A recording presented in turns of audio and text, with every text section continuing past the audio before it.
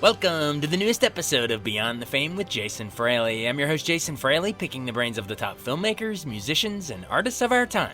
The Marvelous Mrs. Maisel returns for Season 4 on Amazon Prime this Friday. I spoke with two-time Emmy-winning supporting actress Alex Borstein before Mrs. Maisel was even a thing, back when she was promoting the 2016 animated series Bordertown, shifting in and out of voices from MADTV's Miss Swan to Family Guy's Lois Griffin. I'm here with the one and only Alex Borstein, who is in Seth MacFarlane's new animated series, Bordertown. Alex, thanks so much. It's an absolute pleasure. Thank you for having me. Just in case, I know a couple episodes have already aired, and now it's resuming, but just in case our listeners haven't caught, the first part of Season 1 here, just give them a little rundown of what it's about. It's a very timely topic. It really is. It's a show called Bordertown. It's the brainchild of one of the Family Guy writers named Mark Henteman, and then Seth MacFarlane was like, this is great, and Seth jumped on and started producing it. And it takes place in a fictional town called Mexifornia. Mexifornia? Which is, yes, on the border of Mexico and California. And our main character, Bud Buchwald, works as a border patrolman. And he has a family, and he is a bit of an Archie Bunker racist, kind of terrified that the darkening of America, he, sees the writing on the wall that the white man is becoming the minority, and he's terrified. And he's a bit of a bigot, set in his ways, believes that Americans are only people who are here already. Doesn't matter if his family back in the day were immigrants. Whoever's here now, that's who's American. Right. No new people. Right. And then next door is Ernesto Gonzalez and his family. He's a Mexican who immigrated, and it's kind of living the American dream in a much better way than the Buchwalds could. He's got a gardening, a landscaping business that is flourishing. He's got a son who's a college graduate. Right. And this is something that just drives Bud Buchwald crazy. I play Janice Buchwald and Becky Buchwald. I play the wife who is gently trying to coax her husband towards seeing the light and becoming less of a bigot. And she sounds a little bit like this. And then I also do Becky Buchwald, who sounds like this. And she is very politically correct. Can't believe her father wants to build a border wall. And she's engaged to J.C. Gonzalez, the Mexican next door. So, it's kind of bumping heads, and it can be extremely political at times, but what it is most of the time is funny. Let's hear from Becky, because I know Bud is played by Hank Azaria, which everyone knows and loves from Simpsons. This is not his first rodeo on a show like this. Let's hear from Becky on what it's like working with Hank Azaria on a show like this. Hank Azaria is deeply talented, and my only regret and complaint is that he records out of New York and I record out of L.A., so I don't get to see him and drool over him because I think he's very handsome. Did you guys, obviously the whole idea of immigration had just skyrocketed during this campaign season. Did you guys know, when you were creating the show that it would be such a hot topic, or did you kind of, luck into it and say, wow, that caught on even more than we thought? Well, this show began 5 years ago. 5 or 6 years ago is when Mark and Seth really started developing this, and we worked on a pilot presentation. So it's funny and a little sad that these topics will always be hot button, will always be center of attention, but it's also just kind of funny that it's a huge topic now that it's an election year, and that's when we're, on the air and trying to get a lot of attention towards us. So it's fortuitous in a way. It's also a little sad that these issues are seemingly never going to be truly resolved.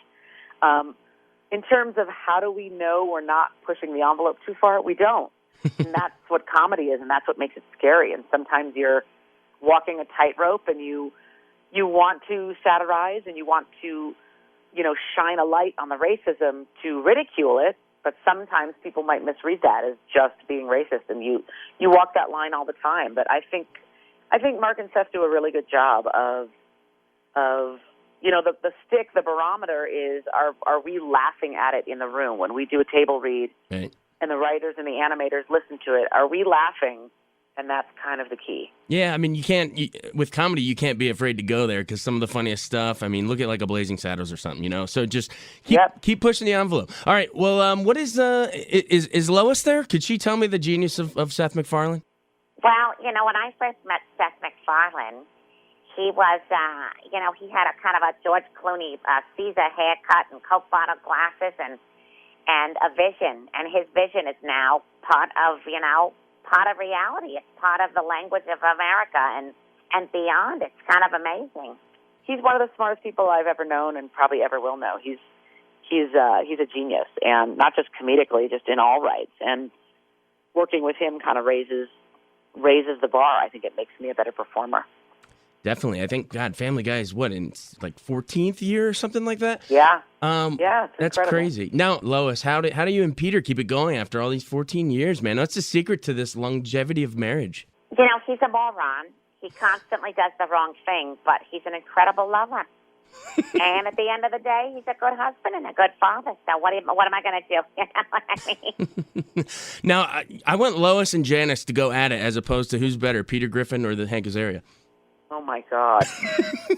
At this hour, good Lord. Battle it out. Well, Bud is very sweet, and Bud, he may be simple and have a small mind, but that leads to someone being able to take direction very well. Oh, but you know what? Peter Griffin has quite an imagination, and that leads to fun, never-ending fun. He's fun in the bedroom. There's always something crazy going on, and I got to pull him down off the roof or whatnot. Oh, yes, but, my husband has a job that's very important. He works for, he helps keep America safe. Well, my husband keeps America drunk and with a wide waistband. So, take that. It's absolutely amazing and a great gift and a rare and unique one that you can jump back and forth and juggle those like that. It's unbelievable. In that spirit, is Miss Swan there, MADtv? Would she watch both of these shows? Oh, yeah. I love the cartoons. I love all kinds of cartoons. I always have. I like how they can do different things with their body. Yes, I think she would be a fan. I think she would love to be an animated person. Yeah. Would Miss Swan get along with Seth? Oh, all the time I see Seth MacFarlane and I tell him, you look like a man. That's as good as it's going to get at this hour. I love it. Hey, I keep forgetting you guys. You're like 3 hours behind us. Yeah, it's almost 11 a.m. here. Come on. No, that's so awesome. Miss Swan will forever live in our hearts, and same with Lois. And now, hopefully, Janice and the rest of them for Bordertown. I know we're up against the clock, but just any final reason if our listeners haven't watched the show yet, remind them when to tune in and one final pitch why they should. Bordertown is a really funny animated show that is a little political, but mostly hilarious, and I think you're going to love it. It's twisted.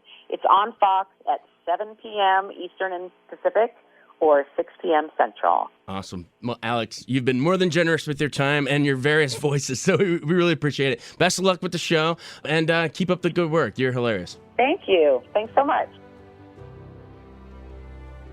Thanks so much for joining us on Beyond the Fame with Jason Fraley. Remember to hit the subscribe button and give us a 5-star rating if you like what you hear. We'll see you next time.